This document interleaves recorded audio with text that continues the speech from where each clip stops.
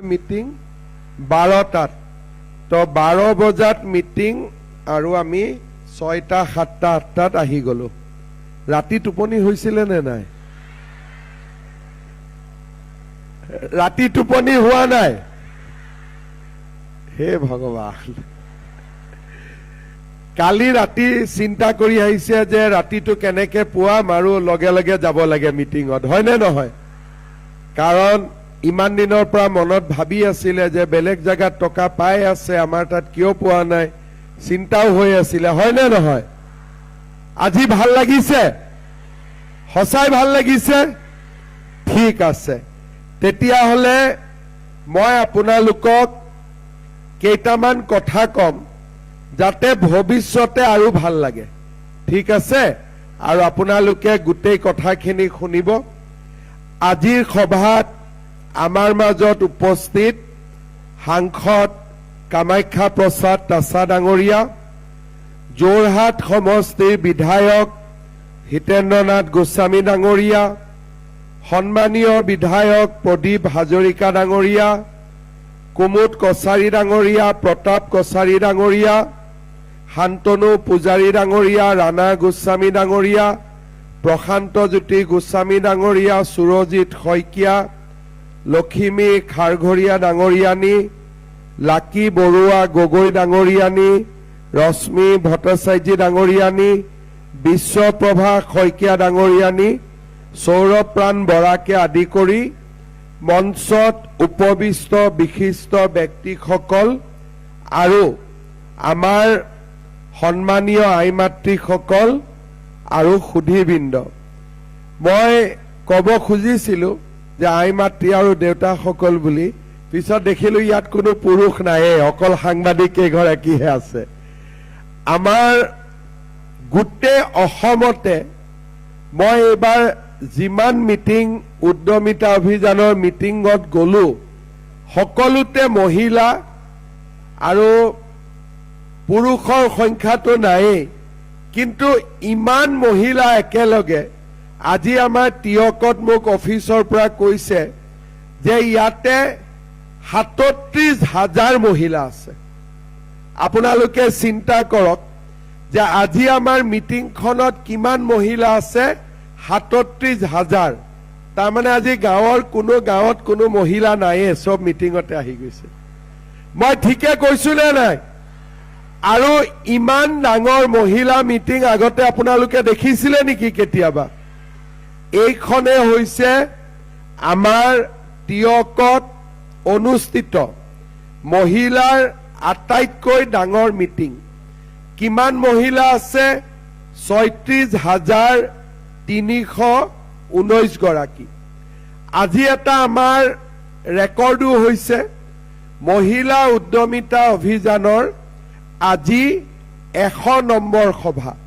তাৰমানে 100 নম্বৰ সভাখন আমাৰ তিয়কত অনুষ্ঠিত হৈছে আৰু এতিয়ালৈকে আমি 100টা সমষ্টিত পুঁজি বিতৰণ কৰিলো 26টা সমষ্টিত পুঁজি বিতৰণ কৰিব লাগিব আৰু ফেব্ৰুৱাৰী মাহত আমাৰ এই কাৰ্যসূচী শেষ হ'ব 1 এপ্ৰিলত মই বিহালীত এই কাৰ্যসূচী আৰম্ভ কৰিছিলো প্ৰত্যেক মাহত 20খন 30খন সভা আমি কৰিছিলো আৰু হদিয়াৰ পৰা ধুবুৰী শিলচৰৰ পৰা জোনাই সকলোতে মই এটা অদ্ভুত দিশ দেখা পালো সেইটো হল মহিলাসকলৰ উৎসাহ ৰাতিপুৱা যদি 10টাত মিটিং দিছো মহিলাসকল ৰাতিপুৱা 5টা বজাতে আহিছে আৰু যদি 12টা বজাতো মিটিং দিছো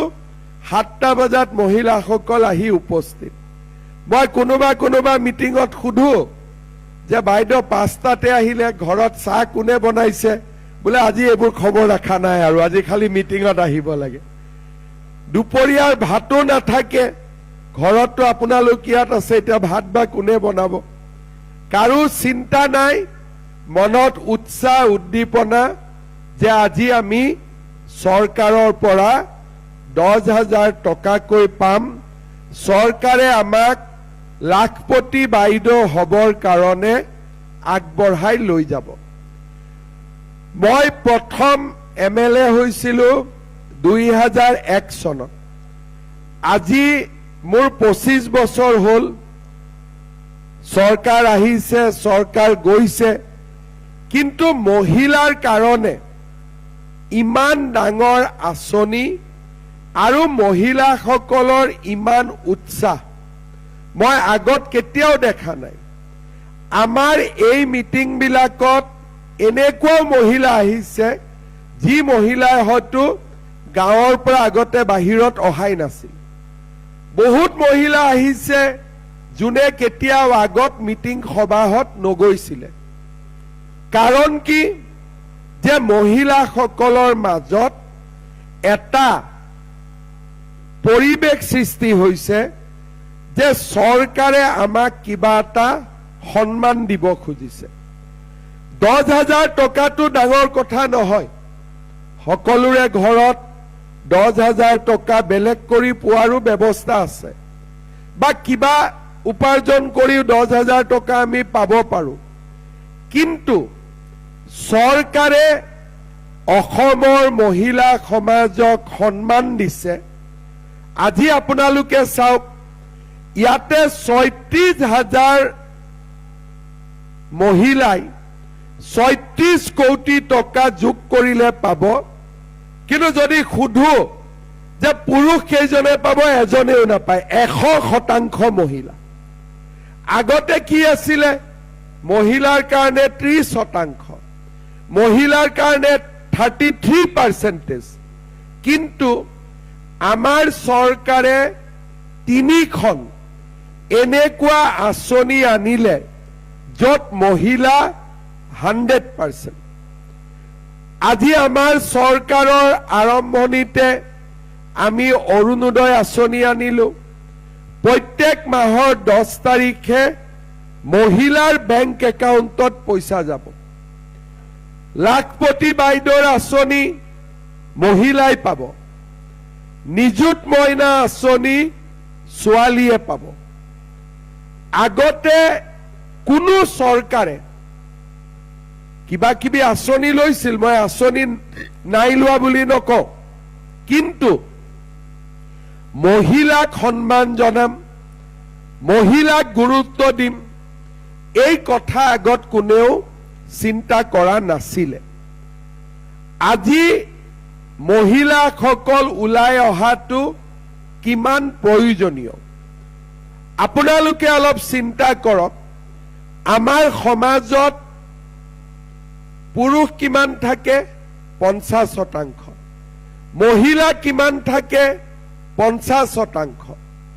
এতিয়া যদি 50%ই অকল ঘৰৰ কাম কৰে, বাহিৰত ওলাই নাহে, বাকী পুৰুষৰ 50%ই কাম কৰিলে সমাজখন আগবাঢ়ি যাব জানো? 50% ঘৰৰ ভিতৰত থাকিব। যদি আপোনালোকে পৃথিৱীৰ ডাঙৰ ডাঙৰ দেশবিলাকত যায়, মহিলা পুৰুষে সমানে কাম কৰে। সমানে কাম কৰিলে কি হয়? ঘৰখনৰ আৰ্থিক অৱস্থাটো ভাল হয়। গিৰিয়েকেও উপাৰ্জন কৰে, ঘৈণীয়েকেও উপাৰ্জন কৰে। সমাজত মহিলাৰো সন্মান, পুৰুষৰো সন্মান, সমাজখন সমতা আৰু ভাৰসাম্য হৈ আগবাঢ়ে। যদি মহিলাগৰাকীয়ে কাম নকৰে, আগৰ দিনত কথাটো বেলেগ আছিল। আগত মহিলাসকলে কাম নকৰাটো সমাজৰ নিয়ম আছিল। আজি যদি মহিলাসকল আগবাঢ়ি নাহে, কেতিয়াবা ঘৰত দুটা কথা শুনিবলগীয়া হয়। আমাৰ বহুত ক্ষেত্ৰত পুলিচে বহুত গোচৰ পায়। এই গোচৰবিলাক কি হয়? ডমেষ্টিক ভায়েলেন্স। তাৰমানে ঘৰত গিৰিয়েক বা পুৰুষৰ হাতত মহিলা অপমান বা অত্যাচাৰ, এনেকুৱা বহুত কেছ অসমত আগতে পঞ্জীয়ন হৈছিল। যোৱা 5 বছৰত এই ঘটনাবিলাক লাহে লাহে কমি গ'ল। আমাৰ অসমত আটাইতকৈ যোৱা 5 বছৰত যি পৰিৱৰ্তন হৈছে সেয়া হৈছে মহিলাৰ বিৰুদ্ধে হোৱা অপৰাধৰ সংখ্যা কমিব আৰম্ভ কৰিছে। কাৰণ বহুত, কিন্তু মহিলাসকল যেতিয়া ওলাই আহে, মহিলা সমিতি, আত্মসহায়ক গোট, অংগনবাদী, আশা, জীৱিকা সখী, সমাজত পৰিৱৰ্তন আহিবই। আজি আপোনালোকে চাওক, অৰুণোদয় 1250 টকা পায়।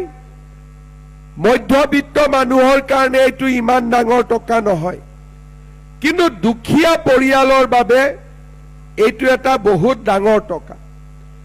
গিৰিয়েকে 8 তাৰিখৰ পৰাই ঘৈণীয়েকক সুধি থাকে যে অৰুণোদয়টো সোমাল নেকি, হয়নে নহয়? তাৰ মানে অৰুণোদয়টো যদি গিৰিয়েকৰ একাউণ্টত সোমালেহেঁতেন, মহিলাগৰাকীকতো নুসুধিলেহেঁতেন। আমি টকাটো গিৰিয়েকৰ একাউণ্টতো দিব পাৰিলোহেঁতেন, কিন্তু আমি টকাটো মহিলাৰ একাউণ্টত কিয় দিলো? যাতে গিৰিয়েকেও মহিলাগৰাকীক সন্মান কৰিবলগীয়া হয়। কাৰণ মই বিচাৰো যিখন সমাজত মাতৃজাতিৰ সন্মান নাথাকে, মাতৃয়ে কাম কৰিবৰ কাৰণে সমাজে আগবঢ়াই নিদিয়ে, সেই সমাজখন বহুত দূৰ আগবাঢ়িব নোৱাৰে। আজি আপোনালোকে চিন্তা কৰক, 7টা 6টাত ইয়াত আহিছে, ঘৰৰ পৰা 5টাত ওলাইছে। যদি অইন দিনা হ'লহেঁতেন, আপোনালোকে হাজবেণ্ড শুই আছে আৰু আপোনালোক বাছত উঠি গুচি আহিছে, কোনেও সাহসে নকৰিলেহেঁতেন। কিন্তু আজি ৰাতিয়ে কৈছে মই ৰাতিপুৱাই যাম দেই, তুমি শুই থাকিলে থাকিবা। আৰু গিৰিয়েকজনেও কোৱা নাই নাযাবি দেই, মই থৈ আহিম। আজি এই উদ্যমিতা আঁচনিয়ে সমাজত এটা পৰিৱৰ্তন আনিছে। আজি দুপৰীয়া ঘৰত ভাত নাই, ছোৱালীয়ে যদি বনাইছে বনাইছে, নহলে ভাতো বনোৱা নাই, কিন্তু গিৰিয়েকৰ খঙো উঠা নাই। ভাল পাইছে যে যি নহওক মোৰ ঘৈণীজনীক, মোৰ মানুহজনীক চৰকাৰে কিবা এটা দিম বুলি কৈছিল, আজি দিব অন্তত। এই যে পৰিৱেশ এটা নিৰ্মাণ হল, এই পৰিৱেশটোৱে আমি বিচাৰিছিলো। আজি আপোনালোকে 10,000 টকা পাব। আমাৰ উদ্দেশ্য 10,000 টকা দিয়া নহয়। আমাৰ উদ্দেশ্য হল আপোনালোকক লাখপতি বাইদেউ হিচাপে নিৰ্মাণ কৰা। টিয়কত আমাৰ মহিলাসকল আগৰ পৰাই আগবঢ়া, আৰু টিয়ক সমষ্টিত ইতিমধ্যে 1671 গৰাকী বাইদেউ লাখপতি বাইদেউ হ'ব পাৰিছে। তাৰ মানে আমাৰ টিয়কৰ মহিলাসকল ইতিমধ্যে আগবাঢ়ি আছে। চৰকাৰে যদি আমাক অলপ আগুৱাই দিয়ে, আমি বাকী সকলো লাখপতি বাইদেউ হ'ব পাৰিম। আৰু আমাৰ যদি নিজৰ উপাৰ্জন হয়, আটাইতকৈ কাৰ লাভ হ'ব? মোৰ ল'ৰা ছোৱালীক মই পঢ়া শুনা কৰাৰ বাবে আগবঢ়াই দিব পাৰিম। মই আমাৰ ডিচিক কৈছিলো 1600ৰ নামটো মই ল'ব নোৱাৰো, কিন্তু মোক 20 গৰাকী মহিলাৰ নাম দিয়ক টিয়কৰ, যি ইতিমধ্যে লাখপতি বাইদেউ হৈছে। আমাৰ 1 নম্বৰ সোণাৰী গাঁৱৰ জ্যোতি দেউৰী, বেহাইবাৰী মহাজন গাঁৱৰ অনু বৰা, দিছৈ কোচ ব্ৰাহ্মণ গাঁৱৰ ৰূপালী কোচ, 1 নম্বৰ সোণালী গাঁৱৰ ববী সন্দিকৈ, কৈবত্ত গাঁৱৰ জ্যোতি দাস, বেহাইবাৰী মহাজন গাঁৱৰ তৰুলতা হাজৰিকা বৰা, বুকৰা মিৰি গাঁৱৰ বনিতা পেগু, চাৰিঙীয়া গাঁৱৰ ৰুণু কোঁৱৰ, ঔৰিয়া গাঁৱৰ পম্পী শইকীয়া, পহুমৰা গাঁৱৰ বিতুমাই দাস, পুৰণি মাটি গাঁৱৰ কিৰণ মণিয়া, বুকৰা মিৰি গাঁৱৰ টুটুমণি দলে পেগু, পহুমাৰা গাঁৱৰ মামণি দত্ত, শৰাইবন্ধা গাঁৱৰ ববি শৰ্মা, মেঘালী বৰা শইকীয়া, ভটামৰা গাঁৱৰ পুষ্পা বৰা, ঔৰিয়া গাঁৱৰ ৰাধামণি শইকীয়া, পুৰণি মাটি গাঁৱৰ পুতুমণি বৰুৱা, ভটামৰা গাঁৱৰ নিৰদা বৰা। এই মহিলাসকলে আজি বছৰত 1.5 লাখ টকাৰ পৰা 3 লাখ টকালৈকে উপাৰ্জন কৰে। যদি এই 1600 মহিলা লাখপতি বাইদেউ হ'ব পাৰিছে, চৰকাৰে সহায় কৰিলে, চৰকাৰে ৰাস্তা দেখুৱালে, বাকী মহিলাসকলো নিশ্চয় লাখপতি বাইদেউ হ'ব পাৰিব। আৰু এই উদ্দেশ্য আগত ৰাখিয়েই আমি মহিলা উদ্যমিতা আঁচনি গ্ৰহণ কৰিছিলোঁ। আজি টিয়কত 36,000 মহিলা, কিন্তু অসমত কিমান মহিলা? 32 লাখ মহিলা। 10,000 কৈ দিলে লাগে 3,200 কোটি টকা। অৰুণোদয় কিমান? 40 লাখ। মাহত লাগে 450 কোটি, বছৰত লাগে 5,500 কোটি। নিযুত মইনা 4 লাখ। আৰু কিমান মহিলা উপকৃত হৈছে আজি? 40 লাখ, 32 লাখ, 4 লাখ, 76 লাখ। 76 লাখ মহিলাক আজি আমি ৰাস্তা দেখুৱাব খুজিছো। আজি আপোনালোকে 10,000 টকা পাব।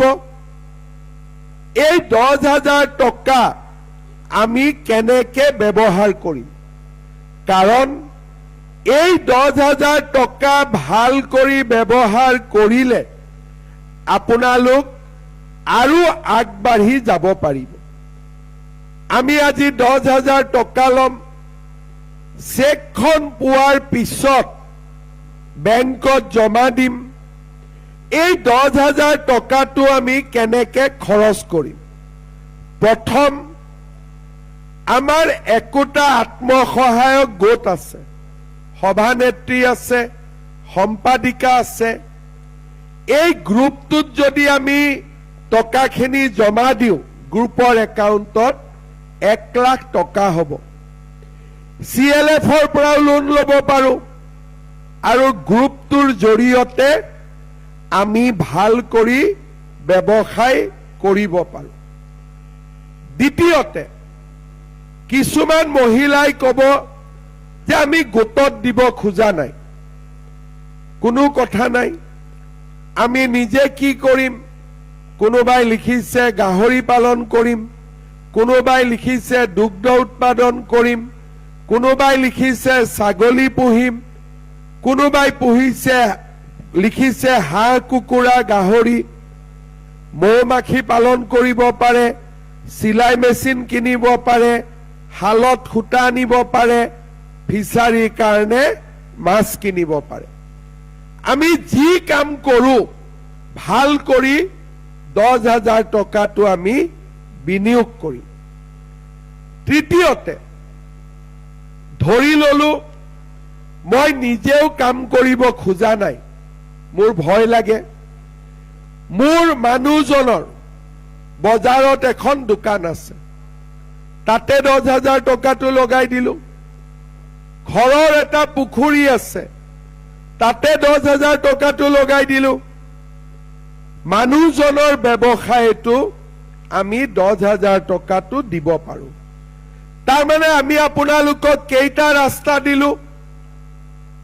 গ্ৰুপত দিয়ক, নিজে কৰক, নহলে ঘৰৰ মানুহজনৰ লগত লগ লাগি কিবা এটা কাম কৰক।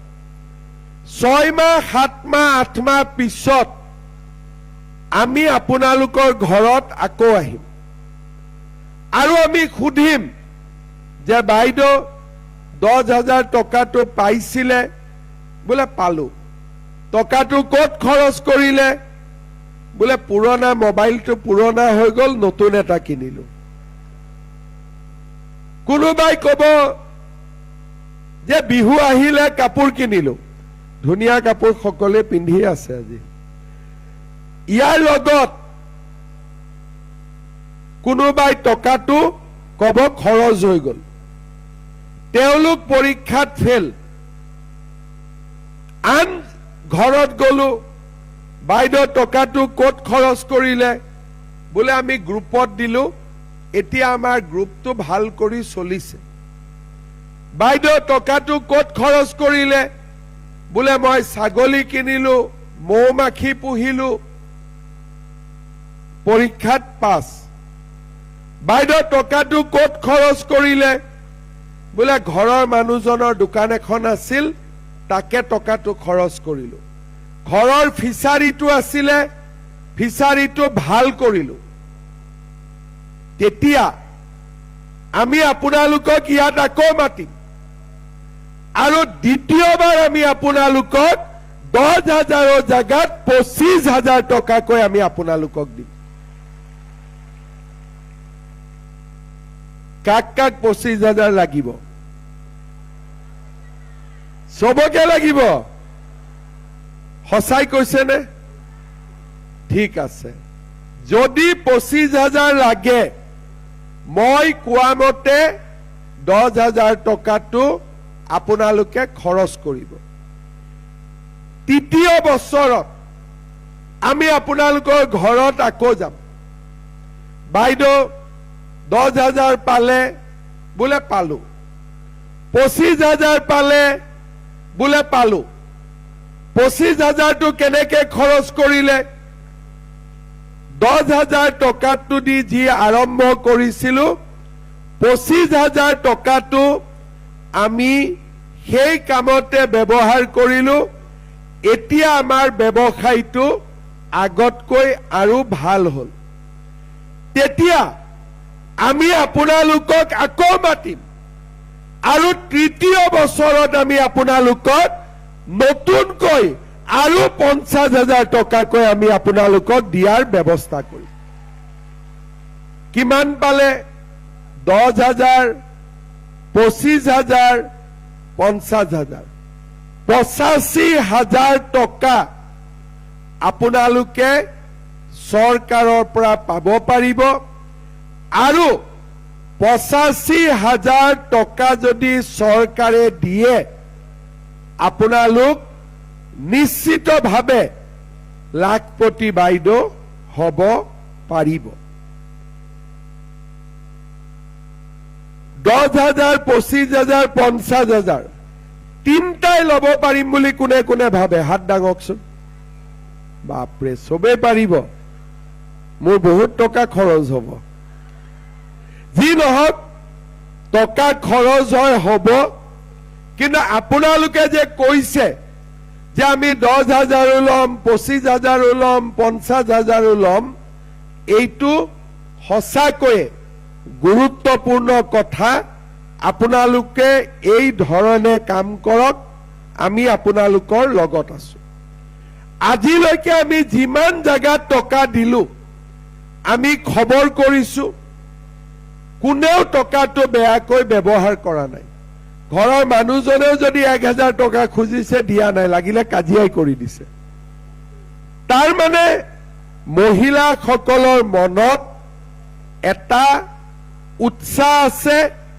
চৰকাৰে ৰাস্তা দেখুৱালে মহিলাসকলে কাম কৰিব পাৰে ইমানে উৎসাহ আছে মই আপোনালোকক বিলাসীপাৰা ঘটনা এটা কওঁ মহিলা এগৰাকীৰ সন্তান জন্ম হোৱা সময় হৈ আছিলে ঘৰৰ মানুহে ক'লে মিটিঙত যাব নালাগে যেতিয়াই তেতিয়াই লেবাৰ পেইন হ'ব পাৰে মহিলাগৰাকীয়ে ক'লে মিটিঙত যামেই আৰু মিটিঙতে সন্তান জন্ম হৈ গ'ল তাৰ মানে কিমান উৎসাহ এই আঁচনিখনক লৈ আৰম্ভ যেতিয়া কৰিছিলো ময়ো ভাবা নাছিলো যে আমাৰ মহিলাসকলৰ ইমান উৎসাহ আছে।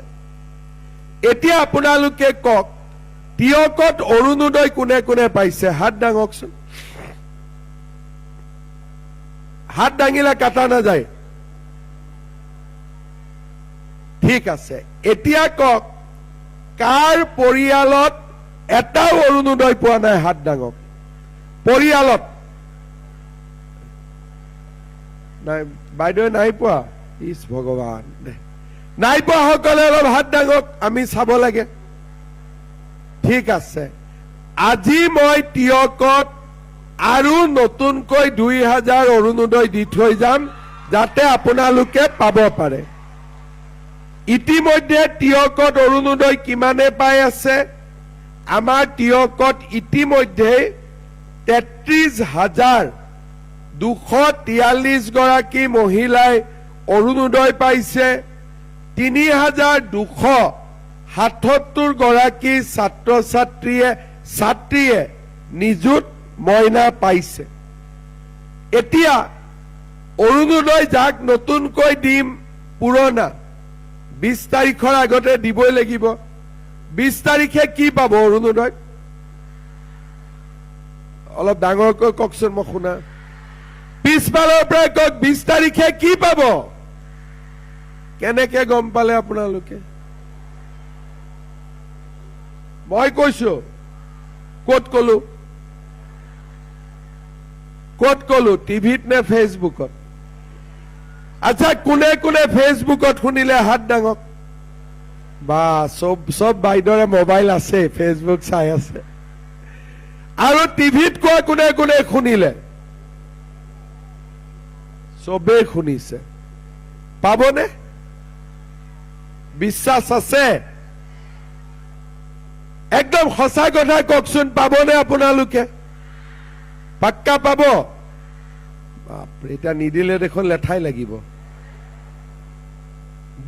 আজি 10,000 পাব, আকৌ 20 তাৰিখে 8,000 লাগিব। বাপৰে, আজি 10, কালি 8, 18। যি নহওক, মই কোৱাটো হয় নহয়? যদি কৈছিলো দিব লাগিব, আৰু মোৰে ভুল হৈ গল কোৱাটো, কিন্তু কৈছিলো যদি দিব লাগিব। এতিয়া আপোনালোকে চাওক, আজি আমাৰ অসমত সকলোৱে অকণমান মনটো স্থিৰ কৰি ভাবিব, আৰু মনৰ পৰা ভাবিব, অসমত বিজেপি চৰকাৰৰ আগত কাৰ চৰকাৰ আছিলে? কংগ্ৰেছৰ চৰকাৰ আছিলে। মোক কোনোবা এগৰাকী মহিলাই কওক, কংগ্ৰেছৰ দিনত কোনে কোনে অৰুণোদয় পাইছিলে? কোনোবা এজনেতো পাইছিলে, যোনে কংগ্ৰেছক আগে পিছে ভোট দি আছে। কোনেও পোৱা নাই। একদম সঁচা কথা কৈছেনে? কোনেও পোৱা নাই। লাখপতি বাইদেউ 10,000 টকা কোনোবাই পাইছিলে নেকি? কোনোবাই বিনামূলীয়াকৈ চাউল পাইছিলে নেকি? কোনোবাই 100 টকাত 1 কেজি দালি, 1 কেজি চেনি, 1 কেজি নিমখ পাইছিলে নেকি? সঁচাই কৈছেনে?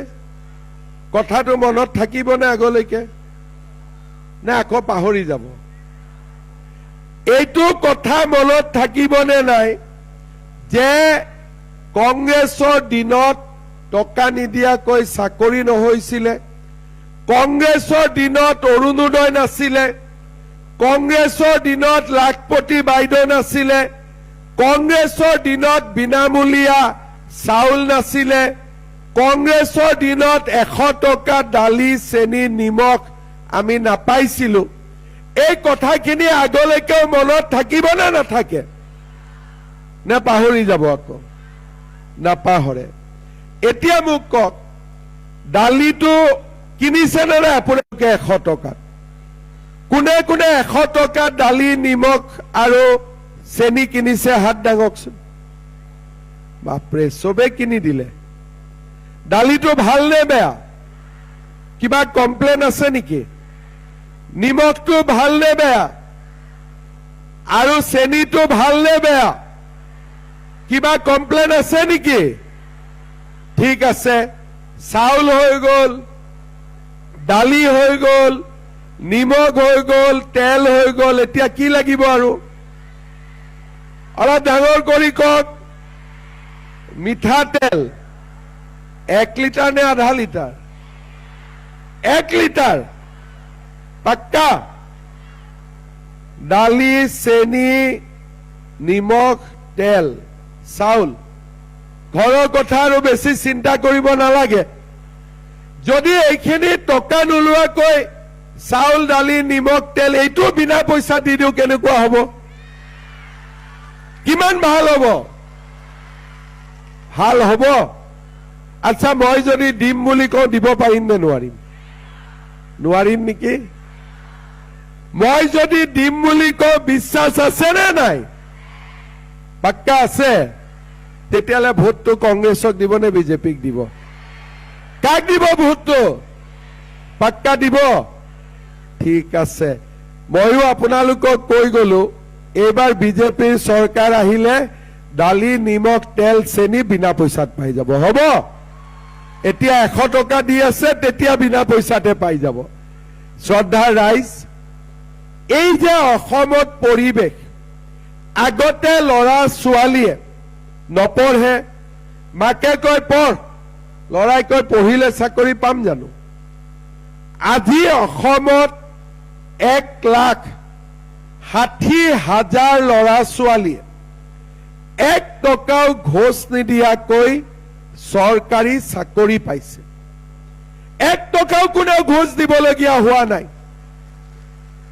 এতিয়া ল'ৰা ছোৱালীয়ে ৰাতিপুৱাই উঠি ফিল্ডত দৌৰিব যায়।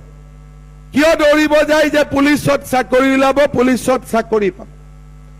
আগতে ল'ৰা ছোৱালী 9টা বজালৈকে বিচনাৰ পৰাই নুঠিছিলে। মাকে কৈ থাকে উঠ উঠ, ল'ৰা ছোৱালী নুঠে। কিয়? আশা নাছিলেই। এতিয়া মই য'তেই ল'ৰা ছোৱালী লগ পাওঁ, মোক কয় মামা কমাণ্ডো পোষ্ট কেতিয়া ওলাব, এডিআৰই কেতিয়া খুলিব। এই যে অসমত পৰিৱেশ এটা সলনি হ'ল, এই পৰিৱেশ সলনি হোৱা কাৰণে আমাৰ অসমখন দিনক দিনে আগবাঢ়ি গ'ল। আজি আমি সকলো কাম কৰিব পৰা হলো। কংগ্ৰেছৰ দিনত এনেকুৱা আছিলে যে আঁচনি মানে ধুতি, লুঙি, সূতা, কম্বল, আঁঠুৱা। কিবা যদি বেছিও বিচাৰো, ক'বা টকাটো নাই। কংগ্ৰেছৰ দিনত কি আঁচনি হ'ব? ধুতি, লুঙি, সূতা, আঁঠুৱা, কম্বল। তাতকৈ আগবাঢ়িবই নোৱাৰিলে।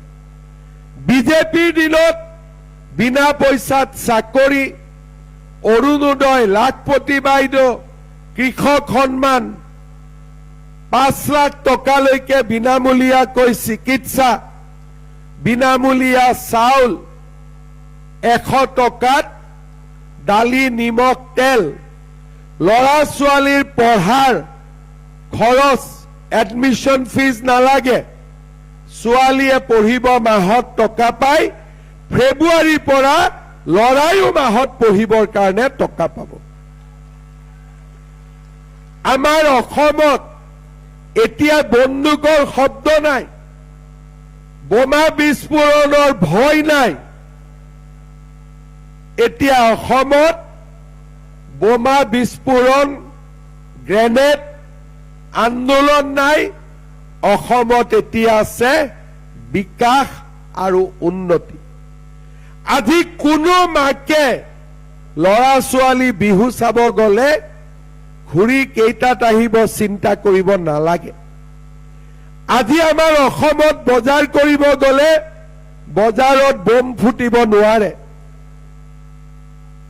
26 জানুৱাৰীত বোমা বিস্ফোৰণ নহয়। 15 আগষ্টত বোমা বিস্ফোৰণ নহয়। আজি আমাৰ অসমত ঝুমুৰ হয়, বিহু হয়, বাগৰুম্বা হয়। আজি আমাৰ অসমলৈ পৰিৱৰ্তন আহিছে। এই পৰিৱৰ্তনে আমাৰ জাতিটোক আগুৱাই লৈ গৈ আছে। আজি 15,000 ছোৱালীয়ে একেলগে বিহু নাচিব, বাগৰুম্বা নাচিব, চাহ বাগিচাৰ শ্ৰমিকে মাটিৰ অধিকাৰ পাব, 1.5 লাখ শিক্ষিত নিবনুৱা যুৱক যুৱতীয়ে টকা ঘোষ নিদিয়াকৈ চৰকাৰী চাকৰি পাব। এই অসমখন আমি যদি 2021 চনত কংগ্ৰেছক ভোট দিলোহেঁতেন, এই অসমখন আমি কেতিয়াও নাপালোহেঁতেন। তেতিয়াহ'লে আজি আমি ইয়াত আহিলোহেঁতেন সূতা ল'বৰ কাৰণে, কম্বল ল'বৰ কাৰণে। আমি ইয়াত লাখপতি বাইদেউ হ'বৰ কাৰণে ইয়াত নাহিলোহেঁতেন। আই মাতৃসকল, চৰকাৰে আজি দৰিদ্ৰ আৰু মধ্যবিত্ত লোকৰ লগত থিয় হৈছে। আজি কংগ্ৰেছে যিখন অসমৰ কল্পনা কৰিছিলে, সেই অসমখনতকৈ আজি আমি বহুত মাইল আগুৱাই গলো। আজি আমাৰ অসম বিকশিত অসম, আজি আমাৰ অসম শান্তিৰ অসম, আজি আমাৰ অসম আধুনিক অসম, আজি আমাৰ অসম অটল অবিচল অগ্ৰগামী অসম। আৰু তাৰ কাৰণেই আজি আমি ইয়াত 37,000 মহিলা, গোটেই অসমত 32 লাখ মহিলাই একেলগে গোট খাই নাৰী সবলীকৰণৰ দিশত আগবঢ়াৰ সংকল্প লৈছে।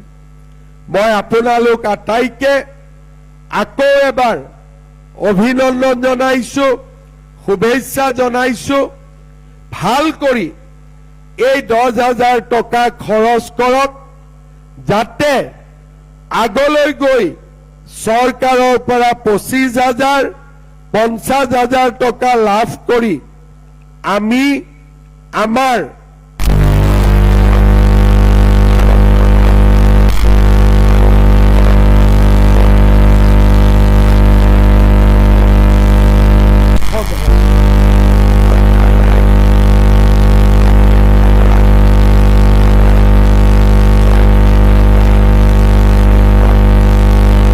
গৰাকী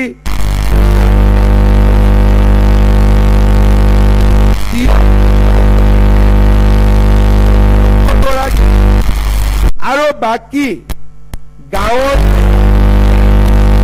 34,916টা। আজি আমাৰ মিটিং 2টা বাজিলে, 4টা বজাৰ পৰা সন্ধিয়া হ'ব। ঘৰত গৈ চাকি পদূলি জ্বলাব লাগিব। আমি সোনকালে আপোনালোকক টকাখিনি বিতৰণ কৰি দিম। আমি ইয়াত 27টা কাউণ্টাৰ বনাইছো। ভিঅ' বাইদেউসকল আমাৰ প্ৰথম শাৰীতে বহি আছে। মিটিং শেষ হোৱাৰ লগে লগে ভিঅ' বাইদেউসকলে কাউণ্টাৰৰ পৰা চেকখিনি লৈ আহিব আৰু গ্ৰুপৰ সভানেত্ৰীসকলৰ হাতত 10খন চেক বা 12খন চেক দি দিব আৰু গ্ৰুপৰ সভানেত্ৰীয়ে এতিয়াই আপোনালোকক চেকখিনি বিতৰণ কৰি দিব। মই আমাৰ ভিঅ' বাইদেউসকলক চেকখিনি লৈ গ্ৰুপৰ সভানেত্ৰীসকলক মাতি আনি চেকখিনি গতাই দিবৰ কাৰণে অনুৰোধ কৰিম আৰু বাকী মহিলাসকল মঞ্চতে বহি থাকিব। আপোনালোকে নিজে নিজে চেক কেইখন পাই যাব। মই বেছি দীঘলীয়াকৈ নকওঁ। পুনৰ এবাৰ আপোনালোক সকলোকে ধন্যবাদ জনালো, শুভেচ্ছা জনালো। মোৰ লগত সকলোৱে একেলগে ক'ব, ভাৰত মাতা কি, ভাৰত মাতা কি, নৰেন্দ্ৰ মোদী, নৰেন্দ্ৰ মোদী। বহুত বহুত ধন্যবাদ। জয় হিন্দ, বন্দে মাতৰম।